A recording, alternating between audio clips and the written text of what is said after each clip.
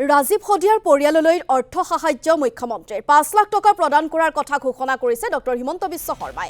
মুখ্যমন্ত্ৰীৰ সাহায্য গোটৰ ঘোষণাৰ কথা পৰিয়ালক জনালে বিধায়ক বিনোদ হাজৰিকাই। ডিব্ৰুগড়ত গণৰাজ্য দিৱসত অংশ লৈ মুখ্যমন্ত্ৰীগৰাকীয়ে অৰ্থ সাহায্যৰ কথা জনালে বিধায়ক বলিন চেতিয়াৰ জৰিয়তে।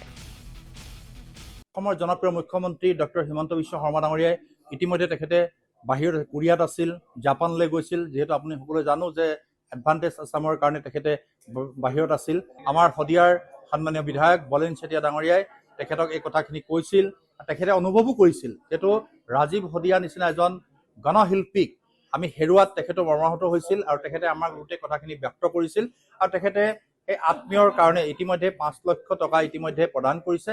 আৰু তেখেতৰ নিজৰ মুখেদি আমি গম পাইছোঁ যে তেখেতে এটা মেকানিজম ইন ফিউচাৰ এটা শিল্পীসকলক লৈ যে কেনেকুৱা ধৰণৰ শিল্পীবিলাকক কি ধৰণে কেনেকৈ সংস্থাপিত কৰিব পাৰি এই কথাখিনিক লৈ তেখেতে এটা চিন্তিত।